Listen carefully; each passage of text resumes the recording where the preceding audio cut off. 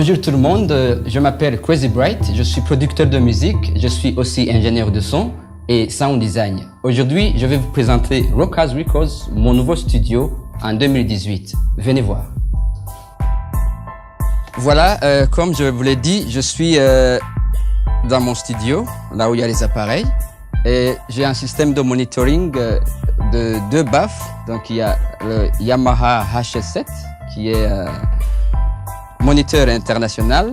On a ici M-Audio BX5A et ici j'ai une console analogique Soundcraft Spirit 8 qui a 40 pistes comme vous le voyez.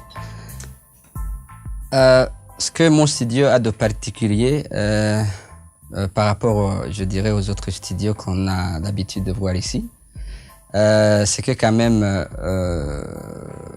j'ai passé pas mal de temps pour essayer de renouveler le matériel. Donc je vais dire que quand même j'ai ajouté de matériel de haute gamme.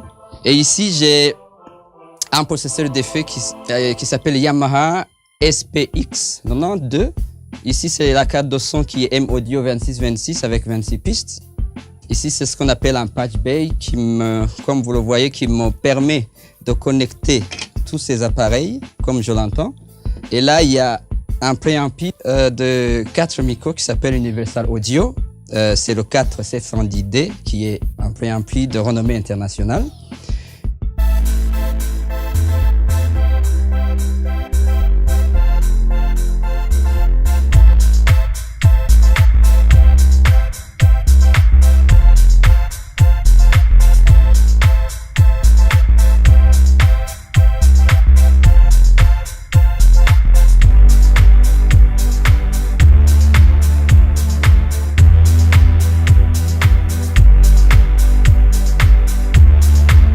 Et en termes techniques, jusqu'à maintenant, je peux par exemple enregistrer jusqu'à 26 pistes, ce qui est quand même énorme par rapport aux autres studios qu'on a l'habitude de voir. Des fois, tu peux enregistrer un artiste au maximum 2 ou au maximum 4. Mais ici, chez moi, quand même, je peux enregistrer jusqu'à 26. Je dirais soit instruments, soit des gens qui chantent, s'ils sont 4 ou 5 ou 6.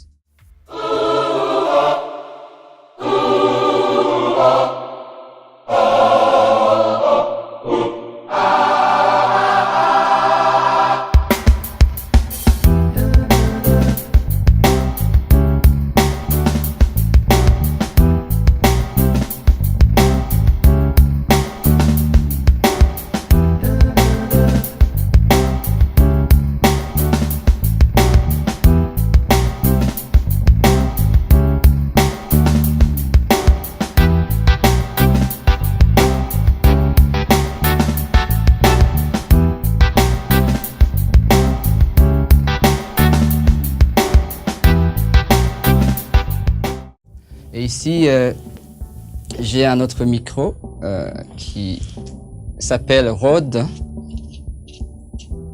Comme vous le voyez, c'est Rode NTG2A. C'est un micro aussi spécial. Il a la particularité de pouvoir enregistrer par exemple 2 personnes. Un peut se positionner ici devant et l'autre peut aller en arrière. C'est un micro qui te donne beaucoup de possibilités, des atténuations, des coupes bas et également pouvoir enregistrer tout autour ou bien enregistrer juste devant et derrière.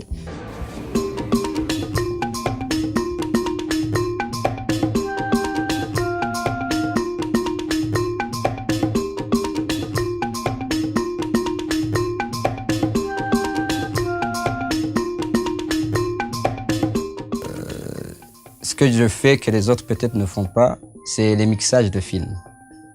Des mixages de films, de fiction ou documentaires, également aussi des musiques de films. C'est ce que je dirais que je fais beaucoup plus que les autres ne font pas. Donc je me suis focalisé beaucoup plus dans le monde du cinéma et sans oublier bien sûr le monde de la musique dans lequel j'ai commencé. Melissa, n'ibiko mbona wacanye nakunda Claude wawe kandi rero burya byananiye ma birakunaniye ntacyo wobona nimba wishaka guhora amasaza abandi bariko bariga wagira bigende gute rega amasi ibyo batwigishije mu ishuri uratubonye abize kera ngo nta bwenge tugira ugira umbare ko ari wo umwigisha yaguha dovora kuntu atakwigishije Melissa abana b'ubu nabo ndababwira muri bijuju kandi murafyina cyane. J'ai déjà travaillé sur pas mal de films. Pour ceux qui savent, il y a Maguru Namaboko qui a été un long film, un long métrage. Il y a un autre qui a eu aussi du succès. Ça a été réalisé par Benevolencia et la boîte de Jamari. Même jusqu'à maintenant, je suis en train de continuer à travailler sur des documentaires. Et je suis également l'ingénieur de son du fameux feuilleton radiophonique Agashi. Usanga bimeze uko indero y'abana yakunaniye kandi ubwa mbere n'ubwa nyuma ivyo bintu usura kuvyumva ngaho. Et pour bien sûr les films, je ne fais pas que faire le mixage et les musiques. Je fais aussi la prise de son cinéma sur terrain. Donc des fois, on est par exemple dans une maison ou en dehors. Donc là aussi, il faut avoir du matériel pour pouvoir enregistrer tout ça et avoir également des connaissances nécessaires parce que pour faire l'enregistrement d'un film, c'est pas la même chose qu'au studio où tu as ce qu'on appelle l'acoustique, tu as tout isolé, il n'y a pas de voiture qui passe, il n'y a pas de bruit, il n'y a pas d'écho, et ainsi de suite. Mais quand il s'agit d'un film, tu vas te retrouver dehors où tu dois faire face à tous ces bruits qui sont à l'extérieur pour pouvoir justement enregistrer les voix d'une manière un peu clean. Voilà.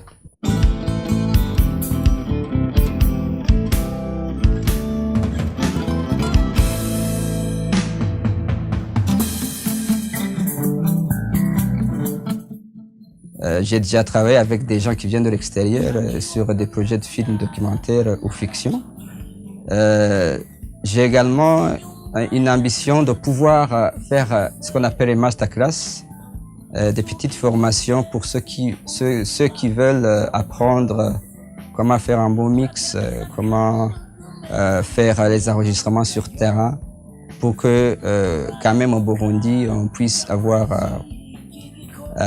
des ressources d'ingénieurs de son